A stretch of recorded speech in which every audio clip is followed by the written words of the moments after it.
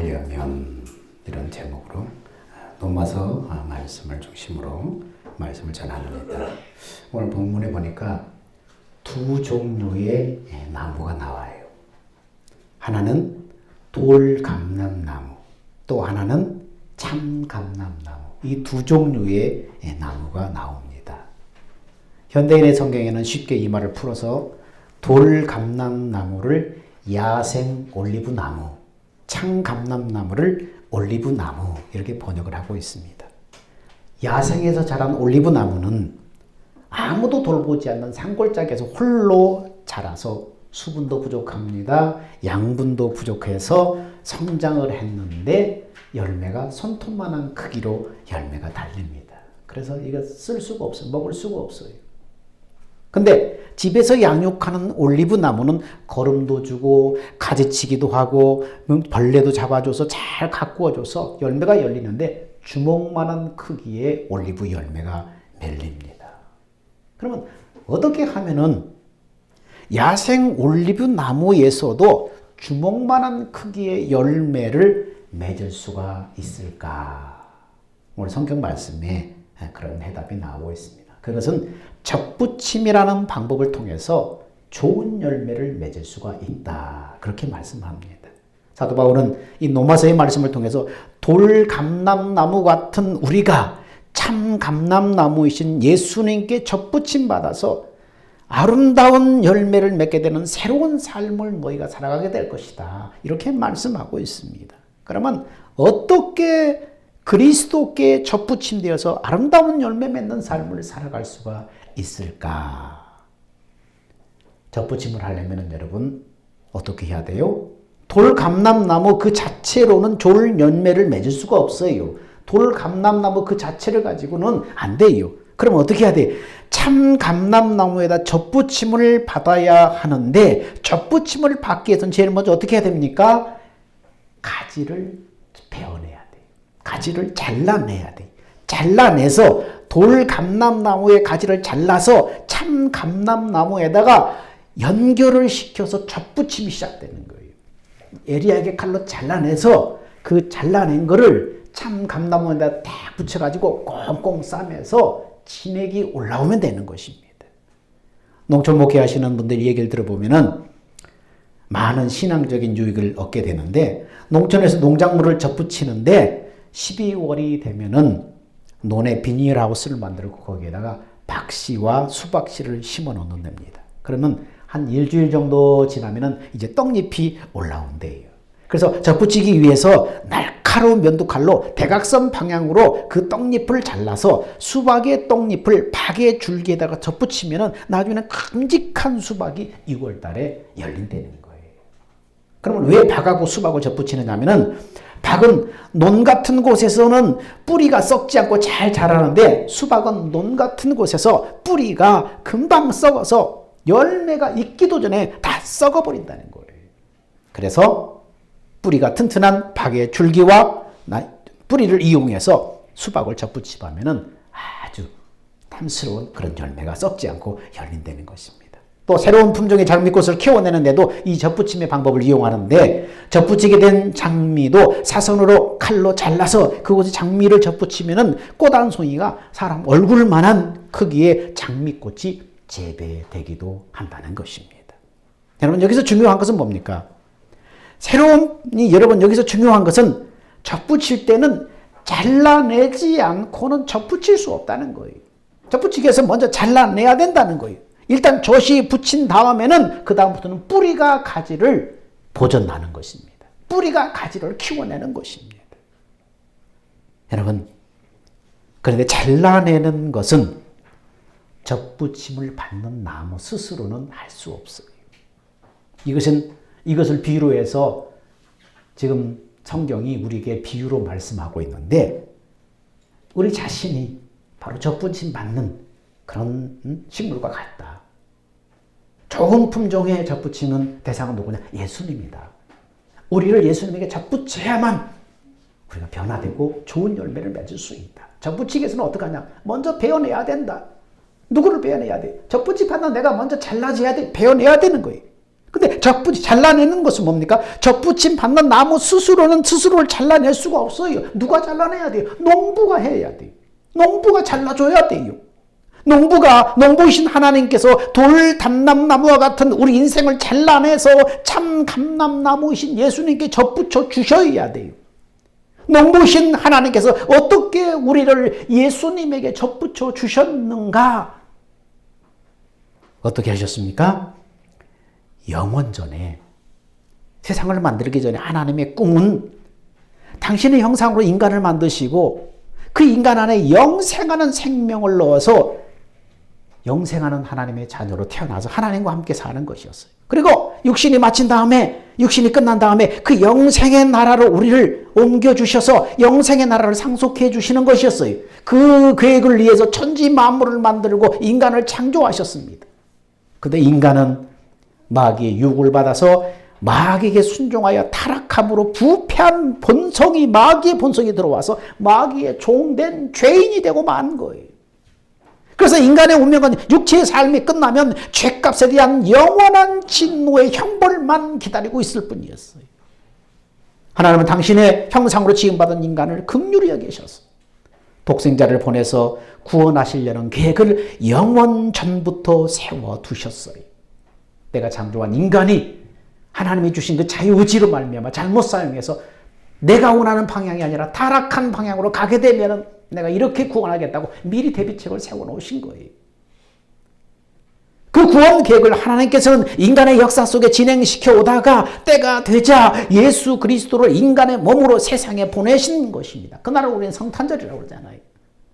하나님께서는 태어날 때부터 마귀의 종된 부패한 죄인의 본성을 가진 인간과 인간의 모든 죄악을 하나님의 독생자 예수 그리스도에게 대속하여 십자가에 못 박혀 끝장내심으로 돌 감람나무와 같은 죄인된 인간을 잘라내신 거예요. 뭐 하려고요? 접붙이려고. 새로운 생명으로 접붙이려고 잘라내신 거예요. 그래서 로마서 3장 23절에는 이렇게 말합니다.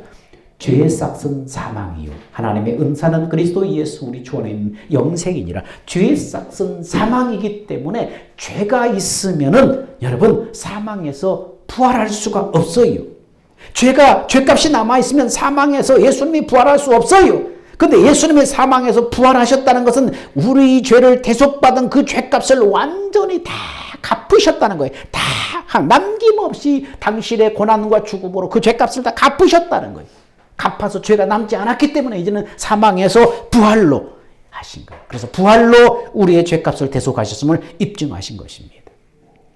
우리 죄를 대속하여 십자가에 죽으시고 부활하신 예수님은 하늘로 승천하셨습니다. 그리고 하나님의 구원의 약속과 예수님께서 십자가에 이루신 일을 믿고 예수를 나의 구주로 받아들인 사람에게 하나님의 영이신 성령으로 그 사람의 마음에 임하셔서 영생의 생명으로 낳으시는 거예요. 이래서 생명 자체를 바꿔주시는 거예요.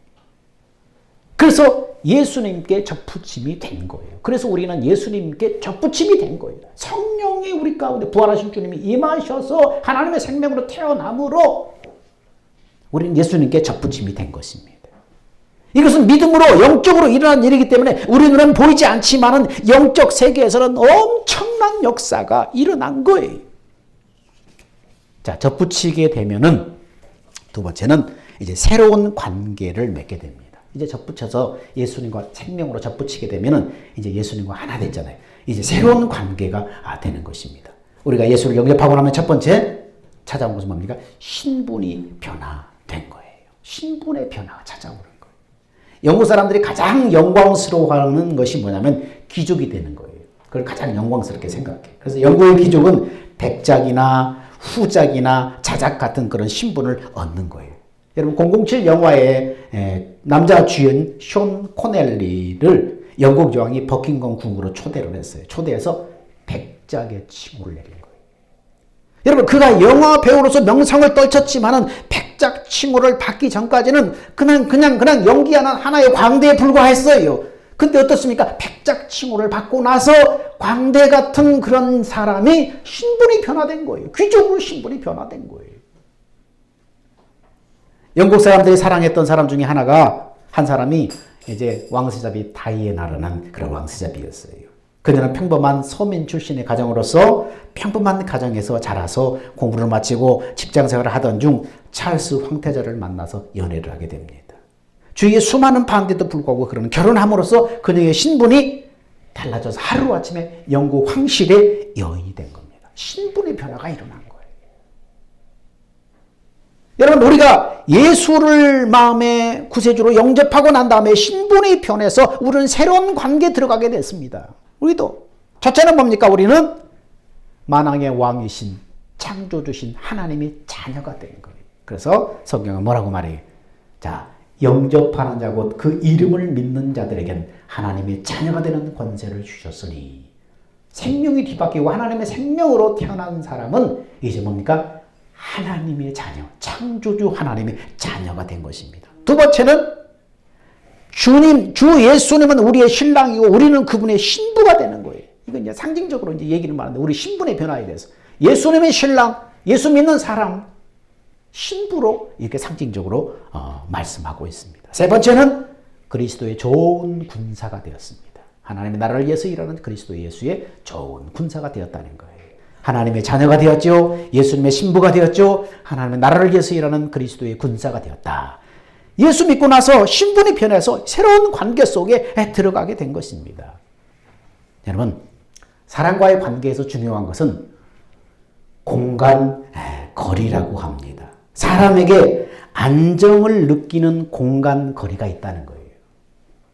그래서 사람과 사람 사이에 안정감을 느끼는 공간의 거리가 있는데, 동양 사람들은 약 3보, 약 90cm 정도 떨어져야만 서로 안정감을 느낀다는 거예요. 이 정도 거리가 떨어지면 사람은 마음의 평안함을 느끼고 대화를 하게 되는 거예요. 여러분, 사람이 가까이 코앞에 나와서 이렇게 얘기하면 부담스러워요, 안 부담스러워요? 부담스럽잖아요. 좀 떨어져야만 우린 동양 사람들은 안정감을 느끼는 거예요. 부담감이 없는 거예요. 근데 서양 사람들은 어떻습니까? 이보다 더 가까운 30cm 정도의 거리를 두고 악수를 하고 인사를 해요. 우리가 봤을 때는 뭐야, 코 밑에 와가지고 막 이렇게 쳐다보면서 하니까 그냥 너무 부담스러운 거예요. 근데 서양 사람들은 이 동양 사람들처럼 한 3보 정도, 90cm 정도 떨어지면 뭡니까? 그 사람들은 거리감을 느낀다는 거예요. 거리감을. 그러니까 동양 사람하고 서양 사람하고 이 안정감을 느끼는 그 공간의 거리가 달라요. 그래서 한국 사람끼리 만나서 너무 가까이서 막 얘기하는 사람 보면 부담스러워요. 좀 이렇게 떨어졌으면 좋겠는데. 근데 예수님과 우리의 안정거리는 얼마나 될까요? 예수님과 우리의 안정거리. 성경은 뭡니까? 0이라는 거예요. 0. 제로라는 거리가 없다는 거예요.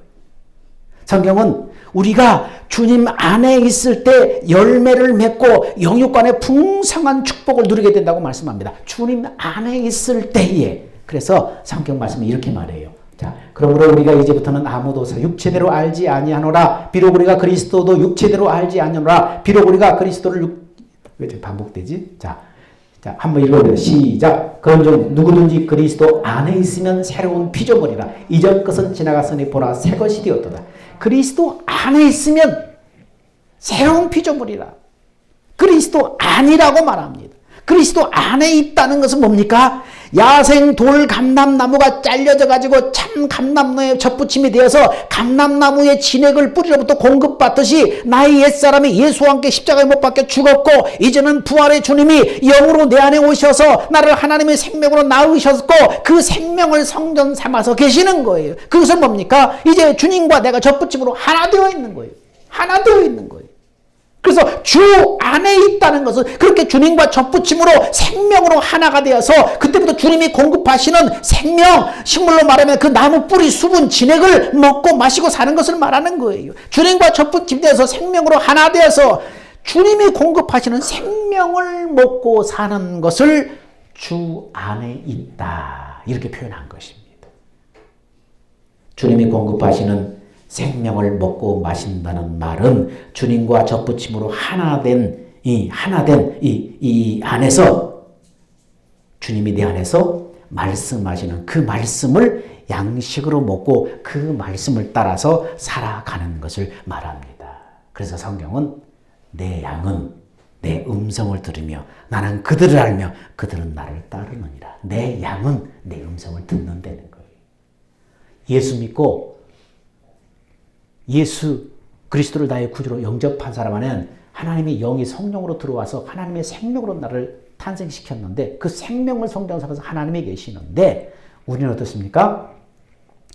이걸 붙잡지 않으면은 옛 자, 내 속에 옛 자가 작동하기 시작해요. 근데 이 옛 자는 옛사람 어때요? 예수님과 십자가에 못 박혀 죽었다고 성경은 말해요. 내가 그리스도와 함께 십자가에 못 박혀 죽었나니 내 자는 죽었다는 거예요. 그런 적이 이제는 내가 산 것 아니요. 내 안에 그리스도께서 사신 것이라. 이렇게 말씀합니다. 여러분이 내 안에 주님이 사시는가 안 사시는가? 주님의 음성이 마음을 통해서 들려오는가 안 들려오는가? 조용한 시간에 주님을 묵상해 보세요. 내가 나의 옛사람이 죄인된 내가 십자가에 못 박혀 성경은 죽었다고 말하고 내 안에 이제는 예수님이 사신다고 말하는데 예수님 어디 계십니까? 나를 내려놓고 내 안에 예수님을 집중하고 예수님의 음성에 귀를 기울이려고 잠잠히 집중하면은 예수님이 여러분의 귀에다가 말씀하는 게 아니고 여러분의 생각과 마음으로 여러분에게 말씀하는 거예요. 그것을 들을 수 있어요.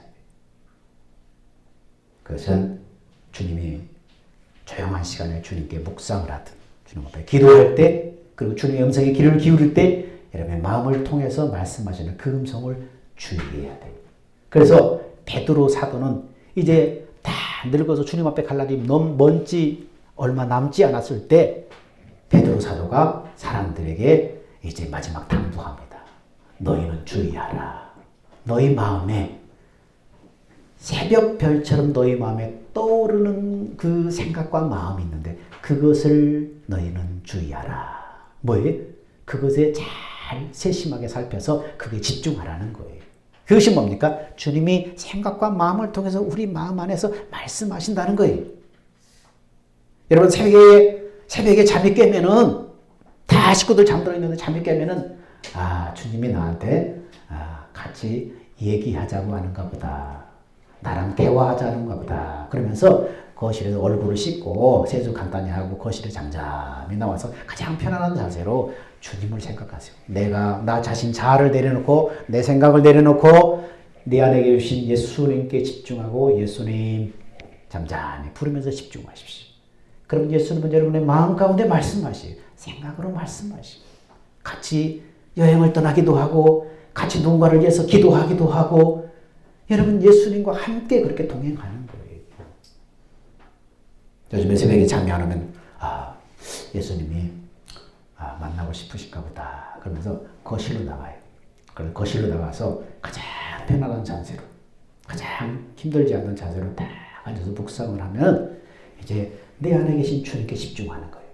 그럼 주님이 잠잠히 주님을 바라보고 주님의 약속을 붙잡고 집중하게 되면 주님이 말씀하는 거예요.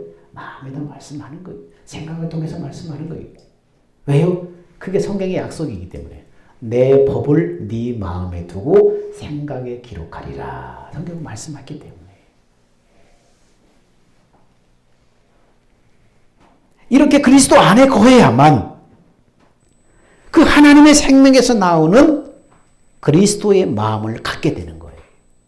그 그리스도의 마음을 가지고 믿음으로 하나님의 뜻대로 내 안에 계신 예수님을 보여주고 나타낼 수 있게 되는 것입니다. 그럴 때 뭡니까? 열매를 맺고 영육간의 풍성함을 누림으로 주님의 기쁨이 될 수 있는 것입니다. 예수를 영접하고 나서 우리는 새로운 신분을 갖게 되었습니다. 귀족보다 더한 하나님의 자녀가 된 것입니다. 그리스도의 신부가 된 것입니다. 그러므로 이제는 뭡니까? 그리스도 안에 거함으로 새로운 피조물이 되고 우리의 삶에도 풍성한 열매가 맺혀지기를 축원합니다. 이제 접붙여졌으면은 주님과 이제 영적으로 접붙여졌으면 어떻게 해요? 새로운 열매를 맺어야 돼요. 새로운 열매. 그리스도를 만나기 전에는 과거의 옛 성품 안에 육체의 열매만 가득했어요. 그래서 갈라디아서 5장 19절 21절에는 이 예수님 만나기 전에 옛 성품의 열매, 육체의 열매들을 15가지로 소개하고 있는데 이런 것들이 우리 안에 열매로 맺혀져 있어요. 자, 이런 예수 믿기 전에 새 사람 되기 전에 어떤 것이 있었습니까? 같이 읽습니다. 시작. 육체의 일은 현저하니 곧 음행과 더러운 것과 호색과 우상숭배와 술수와 원수를 맺는 것과 분쟁과 시기와 분냄과 당짓는 것과 불리함과 이단과 투기와 술취함과 방탕함과 또 그와 같은 것들이라. 전에 너에게 경계한 같이 경계하노니 이런 일을 하는 자들은 하나님의 나라를 유업으로 받지 못할 것이요. 예수 믿기 전에 우리 안에 이런 것들이 가득 열매로 있었다는 거예요. 근데 예수 믿고 나서 하나님이 생명이 들어와서 생명 자체가 바꿔진 다음에는 이젠 새로운 열매가 맺혀질 것이다. 어떤 열매냐? 이런 열매들이 맺혀질 것이다. 시작. 오직 성령의 열매는 사랑과 희락과 화평과 오래 참음과 자비와 양선과 충성과 온유와 절제니 이와 같은 것을 금지할 법이 없느니라. 과거에는 쥐염 열매 같은 좋지 않은 짐승들이나 가축들이나 먹는 열매를 먹고 살았지만은 이제는 어때요? 우리는 성령의 열매를 맺고 살기를 원합니다. 과거에는 시기하고 미워하는 대신 이제는 사랑하는 사랑의 열매를 맺혀지기를 주님은 원하세요. 과거에는 음란하고 호색하고 살았지만은 이제는 그리스도 안에서 영적인 기쁨을 누리며 살기를 원합니다. 그리스도의 열매를 생활 속에 맺기를 예수님은 원하시는 거예요. 이 열매 이제 맺어야 된다. 그리스도 안에 거하면 그 열매는 맺혀진다. 안에 거하면, 그리스도 안에 거할 때 뭡니까? 이 식물이 젖붙집에서 뿌리로부터 수분을 공급받고 양분을 공급받아서 시간이 지나면 열매를 맺혀지듯이 너희가 그리스도 안에서 주님의 말씀을 듣고 그 주님의 말씀을 생명으로 양분으로 듣고 그 말씀대로 살면은 너희도 이런 열매로 맺혀질 것이다. 지금 말씀하는 거예요.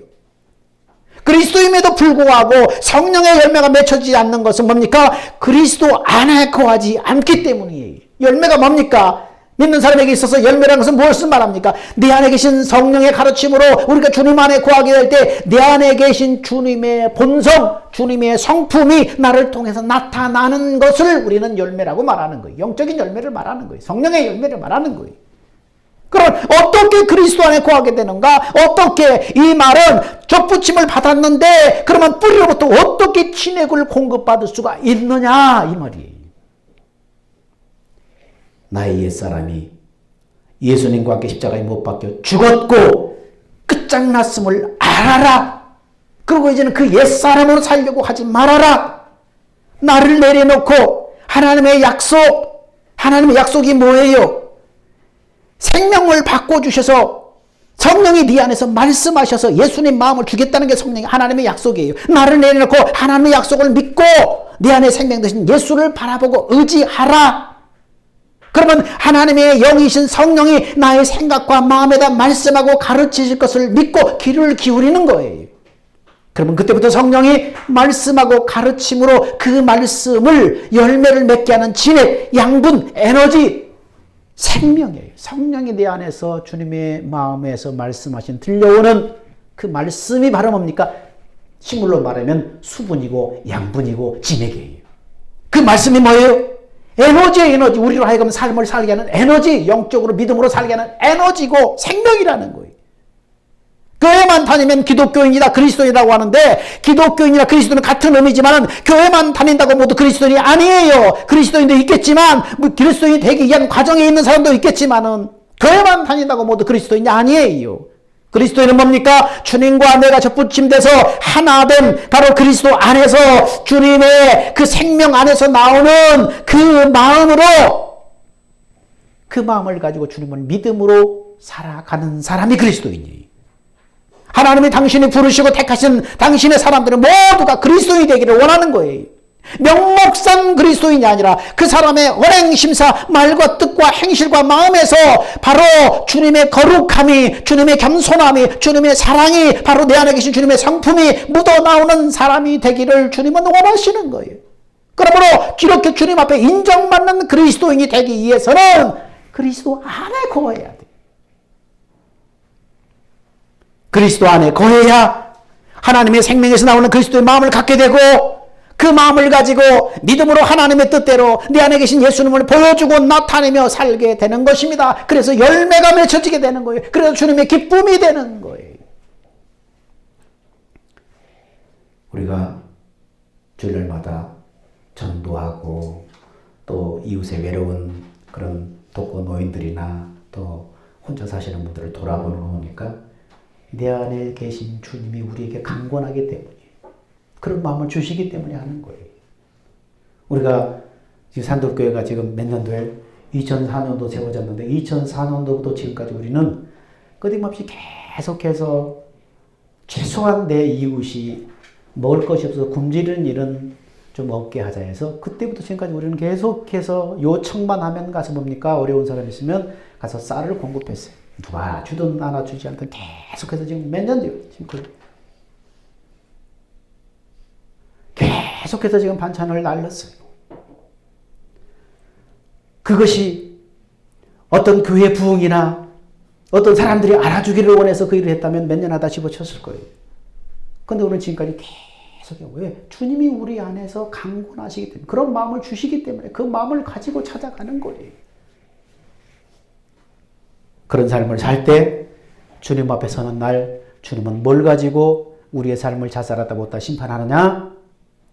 네 안에 계신 예수님의 성품, 예수님의 본성을 쫓아서 네가 살았느냐? 그걸 가지고 그렇게 사니까 네가 얼마나 변화되었냐? 그걸 가지고 하나님이 우리 앞에 하나님 앞에 서는 날 우리 인생을 결산하는 거예요. 네가 교회를 10개 지었냐? 20개 지었냐? 뭔 사람들에게 칭찬받는 상 받는 일을 했냐? 그게 중요한 게 아니에요. 그리스도 안에 거함으로 그리스도와 접붙임되어서 주님이 주시는 그 말씀을 가지고 순종하며 날마다 살아서 네 안에 계신 예수님의 성품을 드러내고 나타냈느냐? 이거 가지고 예수님은 상급 심판하시는 것입니다. 사랑하는 여러분, 그리스도 안에 거해야 됩니다. 우리는 그리스도께 접붙임된 사람들이 그리스도 안에 거함으로 주님이 나에게 주신 그 양분, 생명, 에너지를 먹고 살아감으로 여러분이 날마다 예수님의 본성, 예수님의 성품이 여러분을 통해서 드러나기를, 그래서 하나님의 영광 받으시기를 예수 이름으로 축원합니다. 기도합니다. 사랑과 은혜가 풍성하신 아버지 하나님, 은혜와 사랑을 감사합니다. 하나님, 그리스도 안에 거해야, 그리스도 안에 거해야 성령의 열매를 맺게 되고 주님의 기쁨이 되는데, 하나님, 우리는 영적으로 예수님께 접붙임된 사람들입니다. 그리스도 안에 거해서 주님으로부터 양분과 생명을 공급받는 말씀을 듣고 그 말씀을 먹고 그 말씀대로 순종함으로 우리의 삶 속에 거룩한 성령의 열매들이 나타나게 하여 주시옵소서. 생명 되신 예수님의 이름으로 기도하옵나이다. 아멘. 다 기립하셔서 주님 다시 오실 때까지.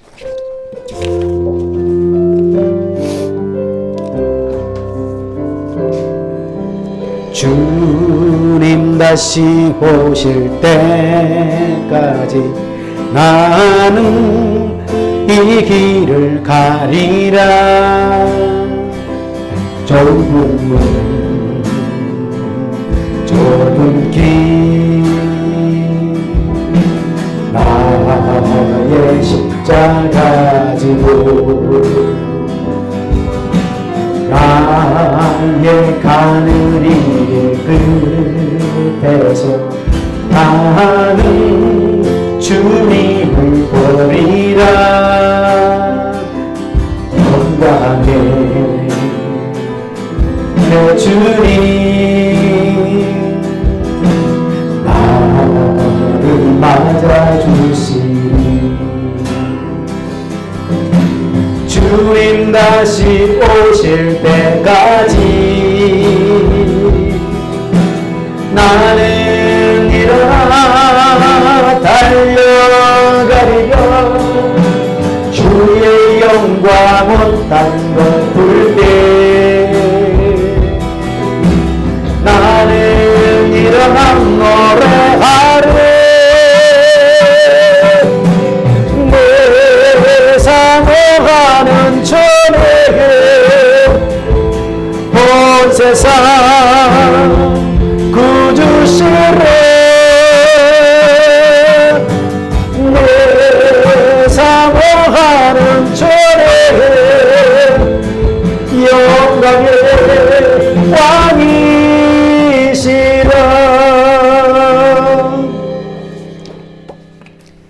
이제는 새 언약의 중보자로 오신 예수 그리스도의 대속의 은혜와 말씀하시고 그 말씀을 반드시 이루시는 언약의 하나님의 크고 놀라운 사랑하심과 지금도 내 안에 계시며 내 마음과 생각을 주장하시는 성령의 가르침과 교통하심이 오직 복음만을 믿고 오직 하나님의 약속을 믿고 천국의 기쁨을 누리며 주님의 몸된 성전된 삶을 살기로 작정하는 사랑하는 성도들 그 머리 위에 그들의 실천 위에 이제부터 영원 무궁토록 함께 있을지어다. 아멘.